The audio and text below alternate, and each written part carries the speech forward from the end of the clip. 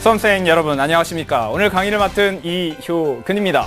자, 오늘 벌써 이제 7월이 됐네요. 그렇죠?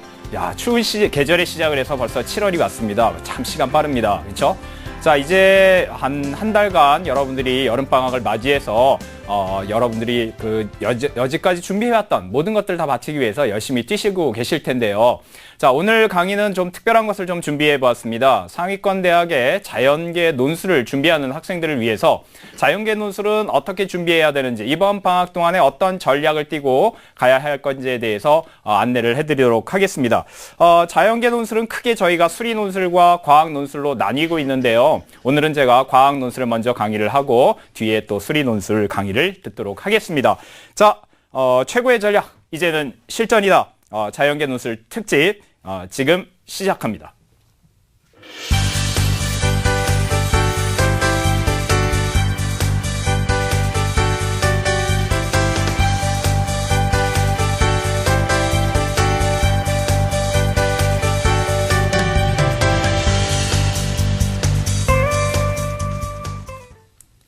자, 올해도 전년과 마찬가지로 6회 제한이 적용됩니다. 수시 여러분들이 이제 어느 대학에 어느 전형을 쓸 것인가 지금 마음의 결정을 한 친구도 있을 거고요. 아직도 어디를 가야 되지 걱정을 많이 하고 있는 친구들도 있을 것 같습니다. 자, 오늘 본인이 지망할 대학과 전형 중에서 제가 논술 전형은 어떤 대학에서 실시를 하고 있고 어떤 학생들이 하면 좋은지부터 먼저 소개를 해드리고 그 학생들에 해당된다라고 생각하는 학생들에게 오늘 어떻게 하면 이 여름방학에 준비를 잘 할 수 있을 건지 이런 점에 대해서 강의를 해드리도록 할 건데요. 자, 일단 먼저요. 어떤 학생이 논술 전형을 준비하는 게 좋을지 2014 자연계 논술 실시대학 제가 화면으로 준비했는데 한번 보시죠. 자, 지금 앞에 보시면은요, 수시 실시하는 대학과 수시 1차와 2차로 지금 논술 전형을 실시하고 있는 대학들의 명칭이 나가고 있습니다. 수시와 정시로 저희가 크게 두 가지로 구분하고 있는데요. 이제 수시에서 지금 실시하는 대학들이 위에 있는 가톨릭 대학부터 시작을 해서 고려대, 광운대, 쫙 가서 한양대까지 여러분들이 가고 싶어하는 대학들이 많이 있죠. 자, 이 대학들이 수시 전형을 한 회에 걸쳐서 준비를 하고 있고요. 그 밑에 이제 1차와 2차는 각 대학마다 수시 1차와 2차로 나누어서 두 번에 나누어서 시행하는 대학들이 있는데요. 1차에만 논술을 실시하는 대학과 2차에서도 실시하는 대학들의 명칭이 나와 있습니다. 보시면 본인이 희망하는 대학이 어느 시점에 시작하고 있구나, 이런 것들을 좀 보시면 좋을 것 같고요. 자, 일단 우선 대부분의 이 대학들이 모든 전형에서 논술을 실시하고 있지는 않습니다. 어떤 전형에서 주로 실시하고 있냐면 크게 두 가지 전형이 있는데요. 첫 번째 전형은 뭐냐면 일반 전형이라고 해서 대부분의 학생들이 지원하는 전형이죠. 일반 전형에서 논술을 실시하거나 또는 논술에 특기가 있는 학생들을 위해서 논술 전형이라고 하는 명칭이 또 따로 붙어있는 전형들이 좀 있습니다. 그래서 그런 전형들에서 실시를 하고 있고요. 알다시피 수시 전형 중 가장 많은 학생들을 선발하는 전형이 일반 전형이기 때문에 아까 나왔던 그 대학들을 희망하는 학생들 경우에는 아마도 논술 전형을 준비하는 것이 여러모로 좋을 것 같습니다. 근데 이제 이 대학들이 논술만으로 그러면 대학을 갈 수 있느냐? 그렇지는 않고요. 이 대학들의 최저 자격 기준이라는 게 있습니다. 그러니까 논술 전형에서 반영하는 것이 논술만이 아니라 최저 자격 기준이라고 하는 수능에서 여러분들이 이 정도 수준에 해당되는 학생들이 통과를 해야만 붙을 수 있다라고 해서 제시하고 있는 최저 자격 요건이 있는데, 여러분들이 각 대학, 본인이 희망하는 대학의 홈페이지 또는 대교협의 홈페이지에 들어가시면 최저 자격 기준에 대한 설명이 자세히 나와 있습니다. 그래서 여러분들이 본인이 희망하는 대학의 최저 자격 기준, 예를 들면 언수, 외탐, 4개 영역 중 2개 영역, 2등급, 이상, 이런 식으로 해서 어떤 자격 기준에 해당되는지 안 되는지를 선택하는 것이 굉장히 중요하고요. 본인이 그 정도를 만족할 수 있는 학생들이면서 앞에 나왔던 대학에 희망하는 학생들 같으면 어떻게 해야 될까요? 그렇죠? 지원해봐야 되겠죠. 자, 좀 전에 지금 논술고사 실시에 따른 여러분들의 대학을 분류해 봤는데요. 이번에는 시기적으로 좀 나누어 봤습니다. 수능 전에 논술을 실시하는 대학이 있고요. 수능 이후에 논술을 실시하는 대학들이 있습니다. 화면을 통해서 우리가 한번 확인해 보실까요? 예, 보시면 수능 이전, 예, 여러분들이 조금 준비하는 데 있어서 부담이 많이 되는 대학들이죠. 그래서 여러분들이 수능 이전에 보고 있는 대학들이 보시면 뭐 건국대, 뭐 성신여대, 연세대, 뭐 항공대, 홍익대 이런 대학들이 수능 이전에 논술을 준비하고 있기 때문에 여러분들이 방학이 끝나자마자 서류 접수 준비를 하면서 자기소개서, 추천서 이런 것들 많이 작성들을 하시고 바로 또 수능에 이전에 이런 논술고사를 보아야만 하는 대학들입니다. 그래서 여러분들이 이런 대학에 희망하는 학생들 같은 경우에 좀 일찍 논술에 집중적으로 좀 준비를 하셔야 되겠죠. 늦어도 10월 전에는 보기 때문에 여러분들이 그 준비를 철저하게 하시는 게 중요하고요. 자, 11월에 이제 수능이 끝난 이후에 보통 1주나 2주일 내에 보는 대학들이 그 아래에 있는 대학들입니다. 경희대, 고려대, 뭐 시립대, 뭐 여러 가지 이화여대 등 여러 대학들이 수능 이후에 지금 시험을 보고 있고요. 여러분들이 아까 말씀드렸던 최저 자격 기준에 따라서 수능 이전에 보는 대학과 수능 이후에 보는 대학의 경쟁률에 따라서 조금 전략이 달라질 수가 있습니다. 예를 들면 수능 이전에는 최저 자격 기준을 확인하지 못한 상태이죠. 그러다 보니까 학생들이 좀 많이 도전하는 편이고요. 경쟁률이 상대적으로 높지만 실제 경쟁률은 낮을 수 있다라는 생각을 좀 하셔야 됩니다. 그 다음에 수능 이후에 보는 대학들은 지원하는 학생들이 이미 수능을 보고 난 이후기 때문에 본인이 최저를 만족을 한 학생들의 경우에만 와서 시험을 볼 가능성이 높기 때문에 여러분들이 이 대학에서는 실제 경쟁률이 실제로 온 학생들의 경쟁률과 유사하다라는 생각도 하셔야 됩니다. 그래서 여러분들이 이런 것들을 잘 준비하시는데 여러분들 논술 전형을 여름방학을 통해서 준비를 할 때 이런 것들을 한번 고려했으면 좋겠습니다. 뭐냐면은요, 본인이 정말로 논술 전형이 맞는 건지, 내가 지금 수능을 봤는데 어느 정도 잘 나오고 있다고 하는 학생들 같은 경우에는 수능에 훨씬 더 집중하는 것이 좋을 수도 있고요. 만약에 본인이 교과나 비교과의 특징이 많기 때문에 일반 전형이 아닌 여러 특기자 전형에 도전을 하는 것이 더 유리한 학생들도 있을 수 있습니다. 이런 학생들이 논술 전형도 준비하고 특기자 전형도 준비하고 그 다음에 또 정시도 대비하게 된다면 너무 할 일이 많겠죠. 그래서 본인이 어느 정도 최저 자격을 만족을 하면서 그 다음에 교과, 비교과가 조금 희망하는 대학에 맞추기에는 좀 부족함이 있거나 조금 아쉬움이 있다라고 생각될 때는 논술로 한방 역전하는 뭐 이런 준비를 하는 것도 굉장히 좋습니다. 그래서 오늘 논술 전형을 그렇게 준비를 하도록 안내를 해드릴 건데요. 자, 지금부터 이제 뭘 준비할 거냐면요. 2014 자연계 논술. 실제 방학 중에는 어떻게 연습을 하고 어떤 것들을 해야 될 건지 많이들 물어보고 질문들을 하는데요. 제가 오늘 여러분들에게 강의할 내용이 바로 그것이죠. 뭐냐면 어떤 내용을 안내해드리기보단 실제 사례 문항을 하나를 딱 드릴 거고요. 그 제시된 문항을 연습을 요번 방학 동안에 실전 훈련을 어떻게 하는 건지, 어떻게 하면 효과적인지, 좋은 답안, 즉 평가를 잘 받는 답안은 어떠한 답안들이 있는지 제가 강의를 통해서 알려드리도록 하겠습니다. 그래서 오늘 강의를 정말 잘 들어두시고요. 야, 저런 방식으로 하는 게 중요한 거구나 라는 걸 잘 숙지해 두시고 여러분들이 연습을 방학 동안에 충실히 하신다면 참 좋은 결과를 받을 수 있을 거라고 생각이 듭니다. 자, 그렇다면 논술에서 정말 평가가 좋은 답안은 어떤 답안들일까요? 예. 제가 이제 평가가 정말 좋은 답안들은 여러분들 알다시피 평가 기준을 아시는 게 굉장히 중요해요. 그래서 보통 대학들이 많은 평가 기준을 안내를 하고 있습니다. 그래서 대표적인 논술 평가의 평가 채점의 어떤 요소들을 먼저 알아보시고 그 평가 요소를 기준으로 여러분들이 논술 문항을 어떻게 분석하고 답안을 어떻게 써내려가야 될지 이런 것들에 대해서 중점적으로 안내를 하도록 하겠습니다. 일단 논술 답안의 대표적인 채점 항목들을 화면을 통해서 보시죠. 자, 보시면 여러 대학마다 표현은 조금씩 다르긴 합니다만 대부분의 대학들에서 논술 답안에서 여러분들 어떤 특정 키워드나 답안이 있다라고 그렇게 생각할 수도 있지만 이런 부분의 것들을 많이 평가 항목에 반영하고 있다는 걸 잘 보셔야 됩니다. 첫 번째가 이해 분석력이라는 건데요. 이 이해 분석력이라는 건 뭐냐면 여러분들에게 어떤 답안을 써주세요라고 논제로 묻습니다. 그 묻는 질문과 상관없이 학생들은 자신이 배웠던 어떤 내용을 암기적인 내용을 막 써내려가는 경우가 있습니다. 또는 제시문을 통해서 이런 것들을 힌트 삼아 또는 이런 것들을 분석해서 답을 써주세요라고 분석을 의뢰하고 있는데 학생들은 그거와 상관없이 자신이 알고 있는 것만 막 써내려가는 경우가 있어요. 그러니까 이거는 남의 이야기를 얼마나 잘 듣고 이해하고 분석하는가 그런 것들을 측정한다라고 보시면 되고요. 두 번째, 논증력, 논술이죠. 당연히 논술은 논리적인 서술 능력이 중요합니다. 그럼 여러분들이 최소한 논증이라고 하는 것은 어떤 구조로 되어 있으며 논증은 어떻게 하는가? 오늘은 원리적인 것보단 제가 아주 실전적인 방법에 대해서 좀 이따 칠판 판서를 통해서 알려드리도록 하겠습니다. 또 하나는 창의력인데요. 여러분들이 자꾸 창의력 그러면 좀 남과 다른 엉뚱한 생각을 자꾸 창의력이라고 생각하시는데 그렇지 않습니다.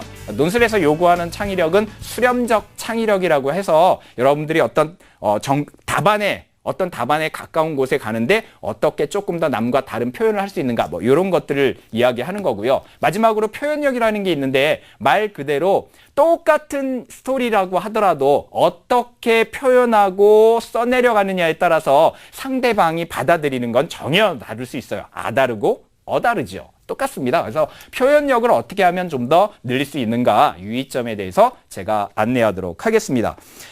제가 오늘 이제 실제 사례 문제를 좀 준비를 했고요. 저희가 어떤 문항을 준비했냐면 2012학년도 고려대학교 논술 문항을 좀 준비해 왔는데요. 수시 논술 문항이었고요. 이 문항을 논제와 제시문 분석을 통해서 아까 말씀드렸던 평가 요소에 맞추어서 어떻게 답안을 써내려갈 건지 강의를 하도록 하겠습니다. 자, 일단 이해 분석력이라는 게 무엇인지 여러분들이 이해를 하시려면 어떤 게 중점인지를 좀 보셔야 되는데요. 제가 칠판에 잠깐 어떤 내용인지 안내를 해드리고 그 다음에 강의를 좀 들어가도록 하겠습니다. 오늘 이제 여러분들이 저하고 하실 내용 중에 하나가 논제의 분석, 제시문의 분석이에요. 그러니까 여러분들 이해 분석력이라고 하는 요소를 늘리려고 한다면 어떤 것이냐? 주어진 논제를 얼마나 잘 파악을 했는가? 논제 분석 능력이 어떻게 되는가? 이걸 많이 묻고 있습니다.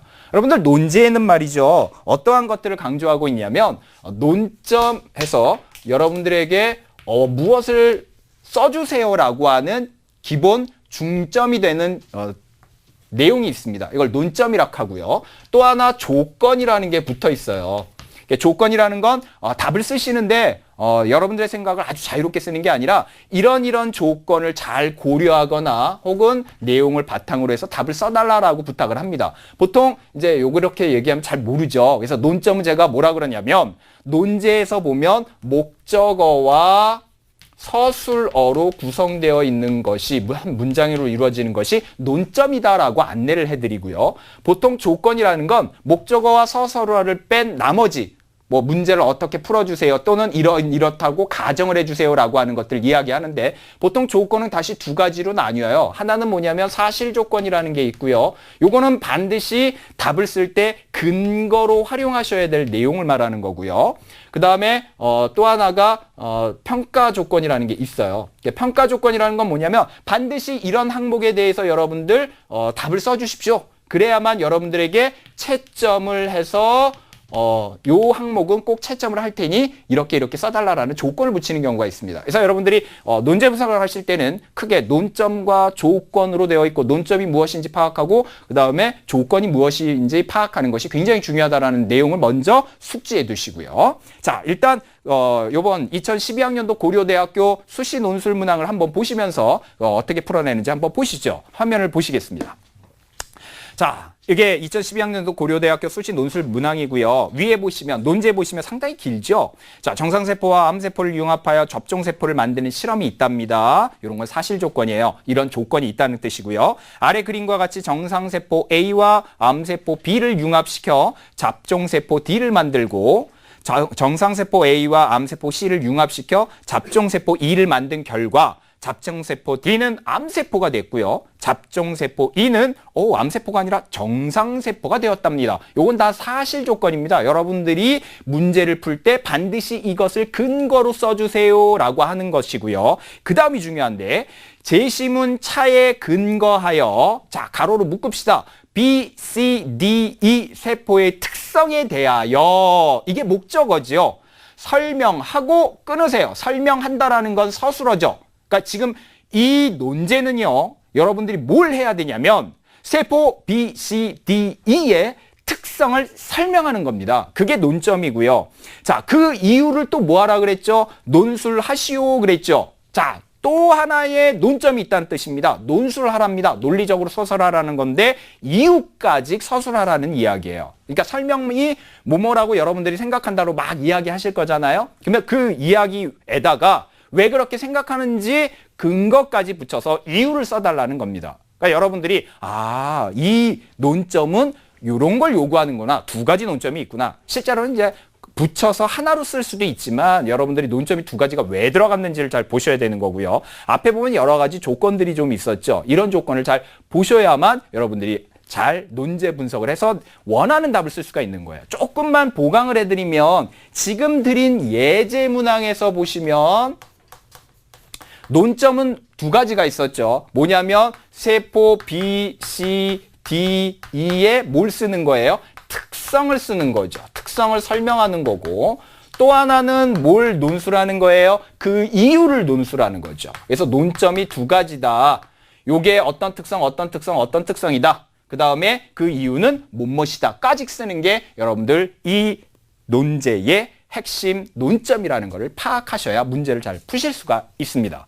자, 이제 논제를 분석했으면 뭐에 대해서 써야 되는지는 알겠죠. 그러면 제시문을 통해서 여러분들이 뭘 해야 되냐면 논제에 나와 있는 내용에서 뭘 요구하는 것인지 여러분들이 근거 또는 여러분들이 어떤 답안을 쓰기 위한 방향을 잡아내셔야 돼요. 그래서 여러분들 이 논제에 보면 제시문 차를 근거로 했으니까 궁금하죠. 제시문 차가. 그래요. 그 제시문 차를 여러분들 보시고 어떻게 해석하는지 이해를 하셔야 됩니다. 화면으로 보실까요? 자, 차는 이렇습니다. 자, 암의 발생에 중요한 역할을 하는 발암 유전자 밑줄 쫙. 요게 키워드 중에 하나죠. 핵심어라고 하죠. 암 억제 유전자는 또 밑줄 쫙 해두시고 이것도 핵심어입니다.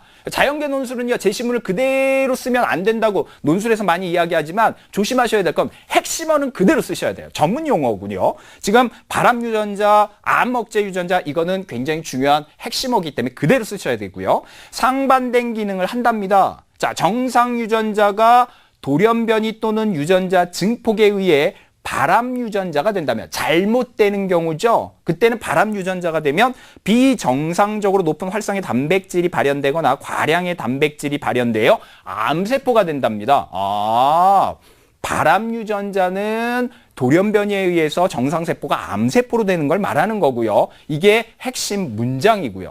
자, 반면 상반되는 기능을 한다는 반면 세포의 무절제한 성장을 억제하는 암 억제 유전자.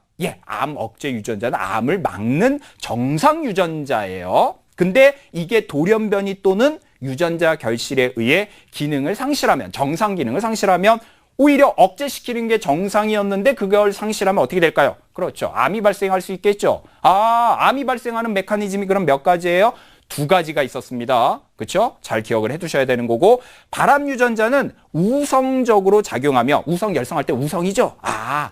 발암 유전자는 우성이구나 라는 것이고요. 돌연변이 또는 결실된 암 억제 유전자는 열성적으로 작용을 한답니다. 유전의 우성과 열성을 또 하나 기억을 해두시면 이것도 답안을 풀어가는 핵심 문장에 해당돼요. 자, 그러면 여러분들 뭐와 뭘 했냐면 논제의 분석과 그 다음에 뭘 하셨습니까? 제시문의 분석을 하셨죠. 자, 이제 뭘 할 거냐면 그러면 우리가 이것으로부터 어떻게 답안을 끌어낼 것인가 잘 하셔야 되는데 자, 답안을 끌어낼 때는 여러분들 논증적으로 쓰셔야 돼요. 그럼 여러분들이 논증의 구조를 좀 이해하시면 좋은데요. 논증의 구조는 크게 이런 구조를 갖습니다. 어떤 구조를 갖고 있냐면 근거라고 하는 요거는 사실을 말하는 거고요. 제시문이나 논제에서 끌어오셔야 되고요. 그 다음에 여러분들의 결론, 그러니까 이렇다라고 하는 결론 부분이 있어야 되는데 근거로부터 결론은 어떠어떠하다라고 우리가 설명을 하거나 또는 추리, 추론을 해서 논증적 구조를 가져요. 보통 논증의 구조 그러면 여러분들 세 가지가 반드시 있다는 거를 기억해 두십시오. 첫 번째 근거, 두 번째 결론, 근거는 왜 결론에 해당되는지 설명하는 행위까지. 이게 논리, 논증력에 해당되고요. 자, 지금 앞에 나왔던 논제를 갖고 우리가 요거를 좀 풀어보시면 B, C, D는 전부 다 보시니까 뭐예요? 암세포예요. 자, 그러면 B, C, D는 암세포인데 저 화면을 논제를 다시 잘 보시면은요, 어떤 특징이 있냐면 이렇습니다. B하고 정상세포 A가 만나서 D가 됐는데, 자, B가 암세포, 그 다음에 B로부터 정상세포가 만나서 D가 됐는데, 얘는 정상과 만나서 뭐가 됐어요? 암세포가 됐어요. 그 얘기는 뭘까요? 그쵸? 정상하고 만나서 암이 발현됐다는 건 이 B가 뭐라는 뜻이에요? 우성이라는 뜻이에요. 그럼 우성이니까 아까 뭐였죠? 그쵸? 요거는 발암 유전자구나 라는 걸 읽어낼 수가 있는 거고요. 그 다음에 D는 발암 유전자가 들어간 정상세포와 합쳤지만 얘가 우성이기 때문에 그래서 발암 유전자가 들어간 또 암세포구나 라는 걸 분석하실 수가 있고요. 그 다음에 C는요, 암세포인데요. C가 정상세포와 만나 2가 됐더니 뭐가 됐대요? 2는 정상세포가 됐답니다. 이게 정상세포라는 건 이게 암세포인데 정상세포가 됐다라는 건 열성적으로 작동했다는 뜻이죠. 그럼 이 C는 뭐예요? 암세포는 암세포인데 어떤 암세포다? 그쵸? 암 억제 유전자가 잘못돼서 그렇게 됐구나라는 거죠. 그럼 제가 지금 이렇게 말로 한 걸 여러분들은 어떻게 해야 될까요? 논증의 구조를 잡아주셔야 되겠죠, 그렇죠? 그래서 논증의 구조를 잡으려면 아까 말씀드렸습니다. 근거는 어디에서 가져오시라고요? 제시문이나 논제에서. 자, 지금 앞에 보셨던 게 어떤 게 바람이다? 어떤 게 암 억제 유전자다? 그거는 어떻게 판단할 수 있다? 그렇죠. 우성이나 열성을 통해서 여러분들이 판단할 수 있다는 거죠. 그렇게 해서 여러분들이 결론까지 맺어줄 수 있는 이런 구조를 갖고 있는 것이 여러분들 논증의 구조예요. 자, 여기에 여러분들이 뭘 더 추가해서 하시려냐면 아주 평가가 좋은 답안을 쓰시려면 창의력과 표현력을 여러분들이 갖다 붙이셔야 되는데 창의력은 아까도 말씀드렸지만 엉뚱한 이야기를 쓰는 게 아니라 조금 플러스 알파가 되는 이야기. 암이라고 하는 거는 정상적이지 않다라고 하는 것 또는 발생이 어떻게 된다라는 것, 뭐라는 것. 그 다음에 위에 있던 게 무슨 융합세포라고 하는 새로운 뭐예요? 생명공학 기술이 살짝 쓰였죠. 그런 것들 한두 줄 써주는 것들이 첨가가 되어 남과 다른 뭔가 저는 이만큼 조금 더 알아요 라고 하는 게 논술에서 요구하는 창의력이고요. 표현력이라고 하는 건 지금 말씀드렸던 걸 여러분들이 글로 쓰면 여러분들의 생각과 글이 꼭 일치한다는 보장이 절대 없어요. 왜 그럴까요? 그쵸? 상대방이 문자로 읽는 거와 그 다음에 말로써 듣는 거는 의사 전달이 분명히 다를 수 있습니다. 그래서 여러분들이 이 글과 그 다음에 생각을 일치시키는 작업을 하는 게 바로 표현력에서 여러분들이 배우실 내용이고요. 이거는 혼자서는 절대 늘어나지 않아요. 이거는 뭐 어떻게 하셔야 되냐? 반드시 첨삭을 통해서 선생님의 첨삭을 통해서 실력을 늘리셔야만 됩니다. 내가 답안을 잡아갔는데 뭘 잘못했다, 뭘 잘했다 이런 얘기를 꼭 들어주시고요. 자, 지금 간단하게 제가 예시 문항을 통해서 이해 분석력, 즉 논제와 제시문을 어떻게 분석하고 논증 구조 어떻게 해야 되는 건지, 그 다음에 창의력과 표현력은 어떻게 해야 되는지 이렇게 말씀을 드렸는데 다른 예제 문제를 갖고 좀 여러분들이 이런 방향으로 다시 보기를 통해서 계속 리플레이하면 조금 이해가 빨라요. 그러니까 계속 보시면서 받아들이시고요. 자, 논술에 이런 아주 명언이 있습니다. 자, 10번 강의를 듣기보단 한 번 쓰는 게 중요하고요. 10번 쓰는 것보단 한 번 첨삭을 받는 게 굉장히 중요하다고 그래요. 여러분들이 문항을 반드시 보시면 답안을 쓰시고 답안을 썼으면 반드시 첨삭을 받아서 좋은 결과를 얻도록 하시기 바랍니다. 자, 오늘 강의 여기서 마치도록 하겠습니다.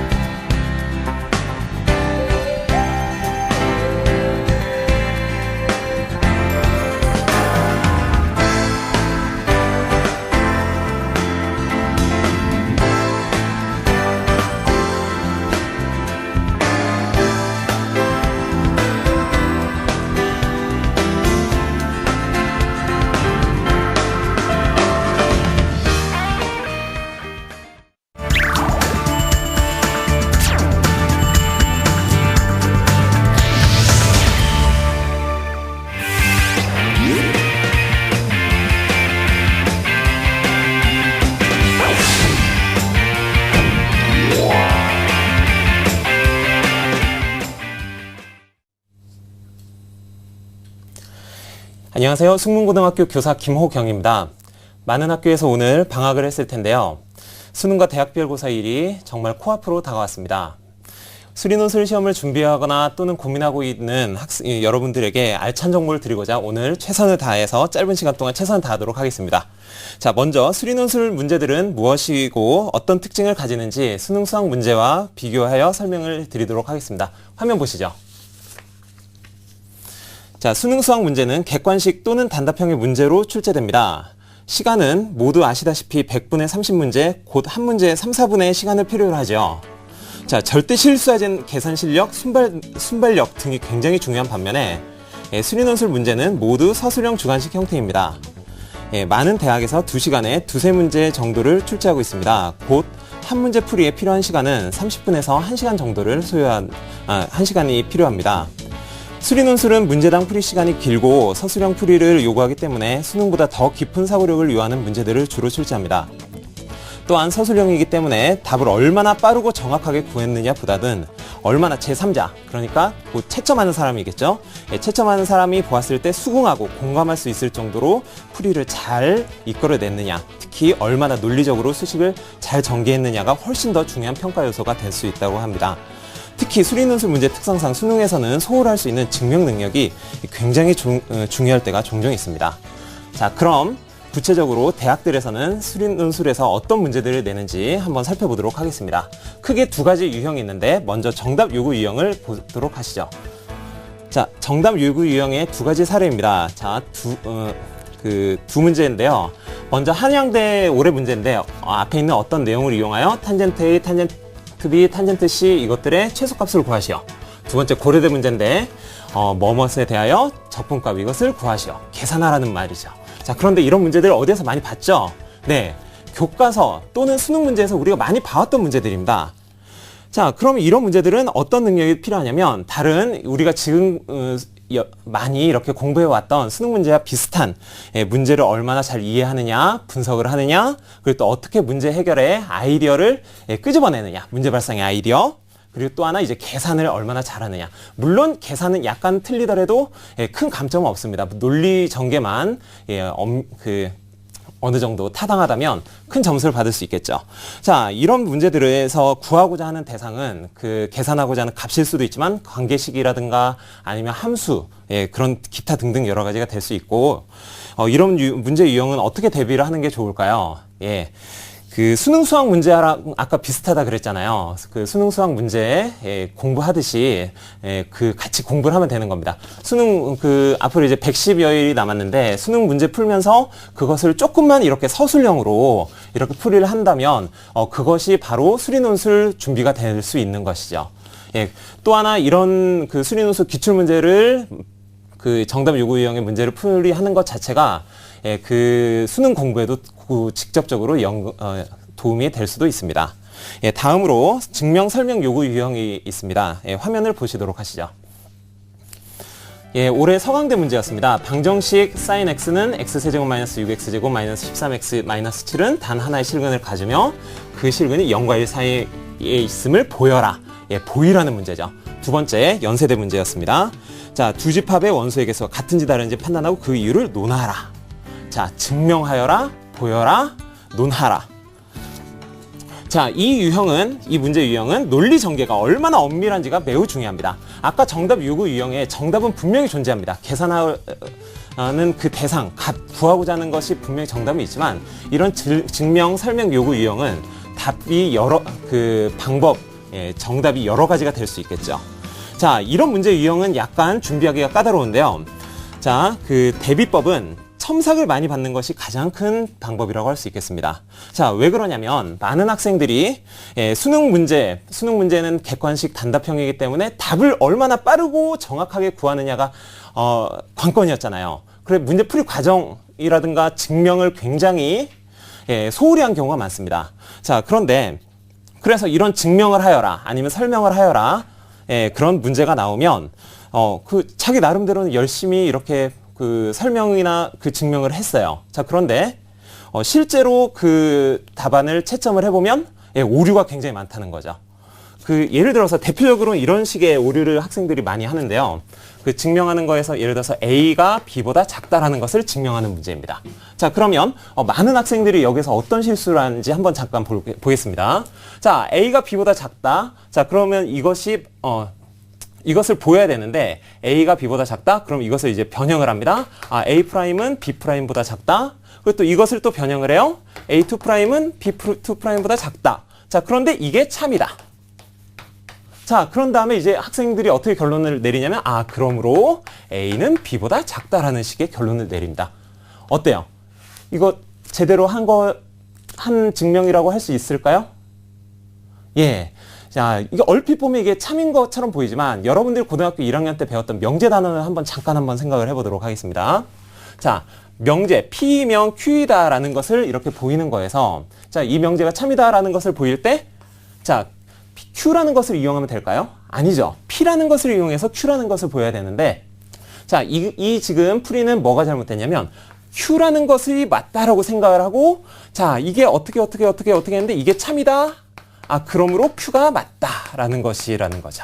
자, 분명히 논리적인 오류가 있는데 보통 많은 학생들은 수능에서 이런 이런 훈련들을 많이 하지 않았기 때문에 자신들의 그 문제풀이, 논리에 문제가 있는지 잘 모릅니다. 그래서 보통 이런 증명, 설명 유형의 문제 같은 경우는 그 첨삭을 많이 받는 게 중요하고요. 특히 주위에 만약 나는 누구 첨삭을 이렇게 해줄 사람이 없다. 그러면 다른 데 멀리 가서 찾지 말고 학교 선생님들께 찾아가서 첨삭을 부탁을 하면 되겠습니다. 반드시 기억을 하시도록 하시고요. 다음으로 수리논술 전형에 조금이라도 성공할 수 있는 팁을 몇 가지 소개해 드리도록 하겠습니다. 자, 첫 번째. 아까 과학 논술에서도 나왔다시피 수리논술에서도 제시문이 굉장히 이렇게 길게 나오는 경우가 많습니다. 짧은 경우에는 제시문이 5줄인 경우도 있지만 긴 경우에는 A4 1장, 2장 혹은 A4 한 3장 정도 분량의 제시문이 이렇게 주어져 있는 경우가 많이 있습니다. 자, 그런데 이공계생들은 읽는 거를 별로 안 좋아해요. 그렇죠.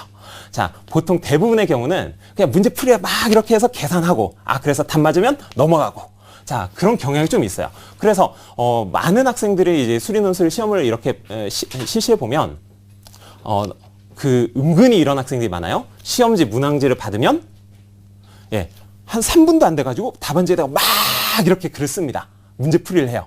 자, 그런데 나중에 실제 채점을 해보면 그렇게 시험지를 받자마자 바로 풀이를 시작하는 경우는 대부분 점수가 높게 나오지 않습니다. 그런 친구들은 무엇이 문제냐면 제시문 독해 능력에서 약간 실수를 하는 거죠. 제시문에는 문제풀이에 필요한 아이디어가 주어질 수도 있고 문제풀이에 필요한 개념, 정의, 성질들이 많이 주어질 수도 있습니다. 자, 어떻게 문제를 풀어야 되는지 방향이 제시될 수도 있고요.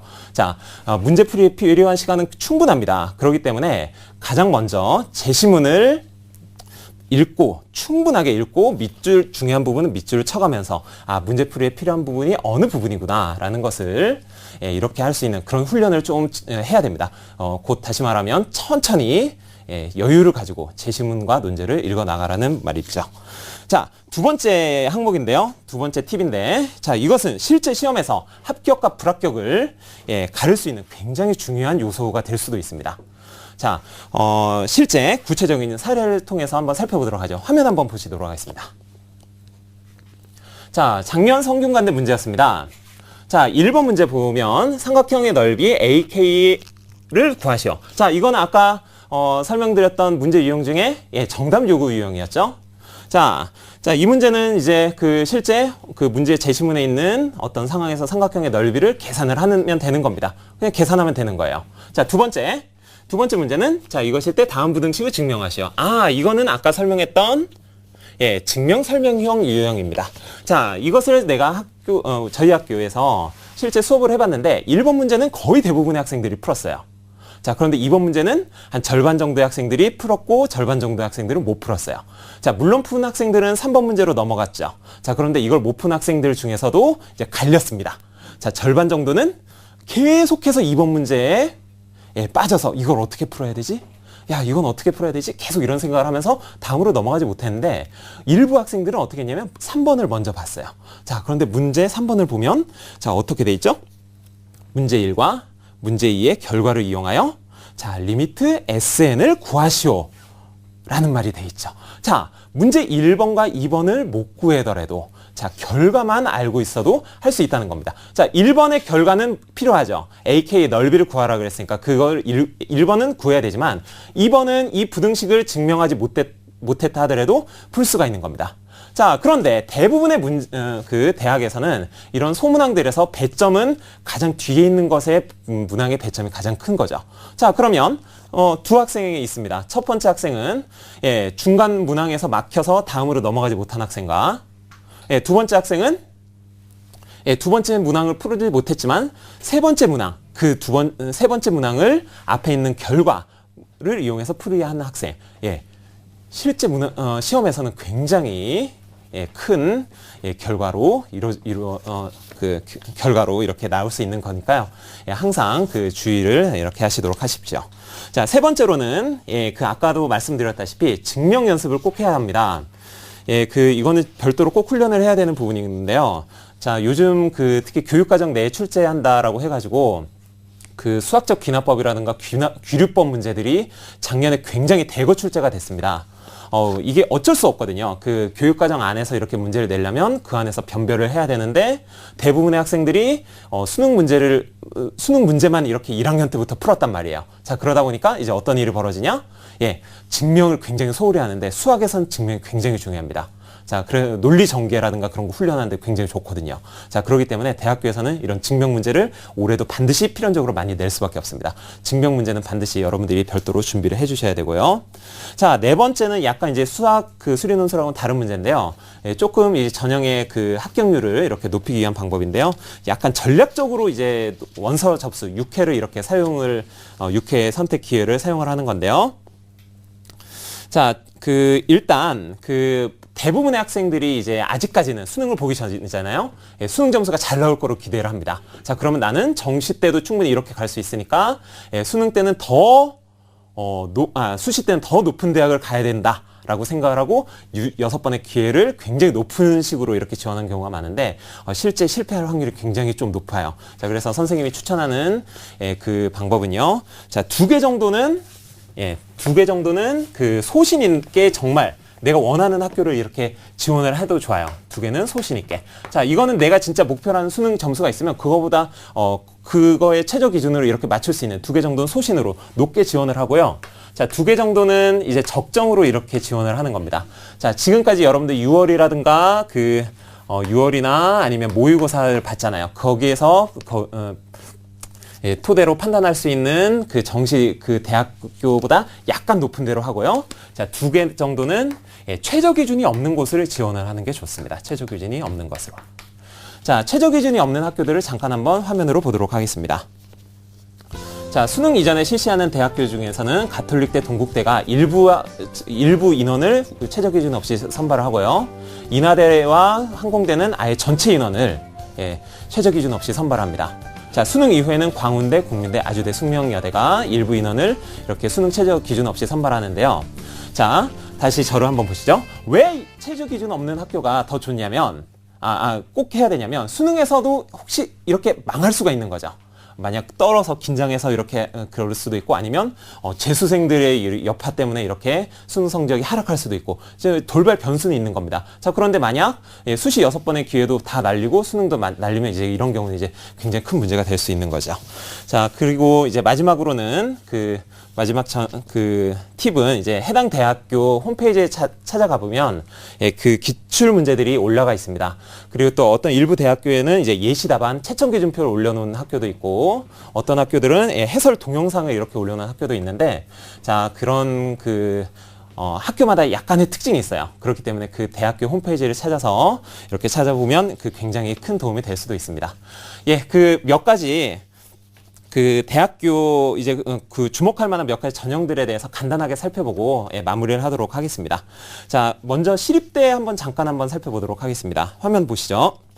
자, 3개의 전형들을 소개를 해드리겠는데요. 자, 먼저 시립대 전형 특이사항이 자, 올해 이게 처음 생겼는데요. 고교당 재학생 정원 2%에게만 논술 시험 응시 자격이 주어집니다. 작년에 시립대 논술 경쟁률이 100대 1 정도였습니다. 굉장히 폭발했었는데 올해는 정원을 그 응시 자격 자체를 굉장히 제한을 했기 때문에 그런데 최저 기준이 결코 낮지가 않아요. 그렇기 때문에 올해는 그 최저 기준을 넘을 수 있는데 학교장 추천 안에만 들어가면 굉장히 그 합격할 수 있는 가능성이 높은 전형이라고 할 수 있고요. 다음으로 단국대 논술 전형을 소개해 드리도록 하겠습니다. 자, 단국대 전형은 최저 기준이 일단 그렇게 높지가 않죠. 자, 그런데 작년하고 이제 비교하면 이제 모집 정원이 2배로 늘었습니다. 반면에 내신 반영은 작년에 절반으로 줄어들었어요. 올해 단국대 정도 수준의 대학교를 만약 공략하고자 하는 학생들에게는 단국대 논술 전형이 큰 기회가 될 수도 있습니다. 자, 반면 홍익대 전형에 대해서 한번 소개해 드리는데요. 자, 홍익대는 다른 학교에 비해서 굉장히 큰 차이점이 있는데 일단 그 논술과 내신 전형의 기본 점수가 없어요. 자, 그 학생부가 전체 100점 만점에 학생부 40점, 논술 60점인데 학생부 40점에서 1등급부터 9등급까지 한 등급당의 차이가 5점이나 됩니다. 그런데 다른 학교는 보통 논술 전형이 내신을 별로 반영을 하지 않거든요. 100점 만점이라 그러면 한 등급당 보통 0.2점 내지 0.3점 정도밖에 차이가 안 나는데 홍익대는 굉장히 크죠. 거의 유일하게 이렇게 내신을 많이 반영하는 대학교인데요. 자, 그래서 이런 홍익대 같은 경우는 만약 내 내신 등급이 조금 낮다 그러면 약간 그 지원을 하는데 약간 고민을 해봐야 되고요. 대신 나는 내신이 약간 높은데 내신 점수가 굉장히 높은데 약간 논술 실력이 약간은 부족한다 하더라도 물론 논술도 기본 점수가 없기 때문에 그 논술도 그 변별은 되지만 그 내신이 좀 더 그 부분을 커버해 줄 수 있는 전형이다. 그렇게 해서 이렇게 홍익대 전형까지 이렇게 살펴봤습니다. 자, 이 3가지 전형들은 올해 주목할 만한 전형이라고 할 수 있고요. 여러분들이 나머지 전형들은 학교 선생님들이나 아니면 대학교 홈페이지를 통해서 이렇게 살펴보도록 하겠습니다. 자, 마지막으로 올해 자연계 논술의 전망에 대해서 살펴보도록 하겠습니다. 크게 3가지를 이렇게 생각할 수 있는데요. 자, 첫 번째. 자, 수능 최저 학력 기준을 맞추는 게 그 어느 해보다 더 중요한 시기라고 할 수 있습니다. 자, 작년에 그 수리 가형, 그러니까 올해 비형이라고 할 수 있겠죠? 자, 3월 달에 응시한 학생 수가 약 19만 명이었어요. 자, 6월 달에는 몇만 명이었냐면 18만 명이었습니다. 별로 차이는 없었죠. 자, 그런데 10월 달에는 이제 그 모의고사 어떠냐면 재수생은 안 봐요. 그런데 9월 달에 수능 원서 접수한 이후이죠. 자, 그러면 이제 실제 10월 달에 응시한 수는 보통 수능에 응시한 실제 재학생 수라고 생각하면 되는데 그때 11만 명이 봤어요. 자, 그럼 여기에서 있었던 8만 명은 어디로 도망간 거죠? 예, 그렇죠. A형으로 간 거였죠. 아, 나는 수학 성적이 좀 안 좋으면 다 이렇게 그 문과 학생들도 보는 이 A형으로 이렇게 빠져나간 거였습니다. 자, 그러다 보니까 실제 어떠냐면 실제 자기가 평소에 봤던 모의고사보다 재학생들이 실제 수능 성적을 봤을 때 성적이 마음 먹은 대로 이렇게 목표했던 점수가 잘 나오지 않은 경우가 많았습니다. 그런데 실제 수능에서는 얼마가 됐냐면 15만 명이 봤어요. 야, 더 최악이죠. 4만 명의 재수생이 왔던 겁니다. 자, 올해는 이러한 것이 그 수학뿐만이 아니라 국어와 영어에서도 일어날 수 있죠. A형과 B형. 자, 그렇기 때문에 올해는 어느 해보다 수능 최저 학력 기준을 맞추는 게 중요합니다. 특히 최상위권 대학교, 연대, 고대, 서강대, 성균관대 경우는 그 수능 최저 학력 기준으로 뽑는 수능 최저 학력 기준이 굉장히 높은 우선 선발이 그 전체 인원의 70%이기 때문에 특히 수능 최저 학력 기준 맞추는 것이 올해는 있어서는 논술 전형에서는 최고 관건이라고 할 수 있겠습니다. 자, 두 번째는 그 수리논술에서 수학 문제, 특히 수학 문제에서는 교육과정 내 출제가 특히 어느 해보다 더 이루어질 가능성이 큽니다. 모 시민단체에서 수리논술이 교육과정 밖에서 출제하는 것이 문제 있다 제기하는 이유에는 요즘에 정부에서든 모든 단체에서든 간에 대학교 입시 문제에 대해서 굉장히 주의 깊게 이렇게 살펴보고 있습니다. 감시의 눈이 많다는 얘기죠. 자, 교육과정 내 출제 가능성이 있는데, 자, 여러분들이 하나 기억해야 될 것은 뭐냐면, 자, 수능 문제는 그 수원, 수투, 그 적통, 기백에서 나잖아요. 그렇지만 그 수리논술에서는 고등학교 교육과정이기 때문에 1학년 수학인 거죠. 자, 그렇기 때문에 1학년 교과서를 논술 전형 보기 전에 잠깐 일독을 하는 것이 여러분들에게 큰 도움이 될 가능성이 높습니다. 자, 마지막으로 그 난이도 문제인데 작년에 난이도 문제가 작년에 좀 논술의 난이도가 좀 쉬웠어요. 재작년 같은 경우는 논술 시험장에서는 울고 나왔는데 어려워서 울고 나왔는데 실제로 합격 통지서를 받았는데 작년 같은 경우는 시험장 시험 보고 나서는 막 웃으면서 왔어요. 웃으면서 왔는데 실제로는 불합격을 통보를 받은 경우가 많았습니다. 작년에 난이도가 전년도에 비해서 좀 다소 쉬웠어요. 자, 올해는 약간 반사 효과로 어려워질 수 있습니다. 그래서 작년 기출 문제를 보고 이 정도면 충분하겠다라고 생각을 하고 갔다가는 다소 조금 당황할 수 있으니까 난이도가 약간 높아질 거에 대한 준비 그런 거는 이렇게 하는 게 좋겠습니다. 자, 그럼 지금까지 내용을 한번 되짚어 보도록 하겠습니다.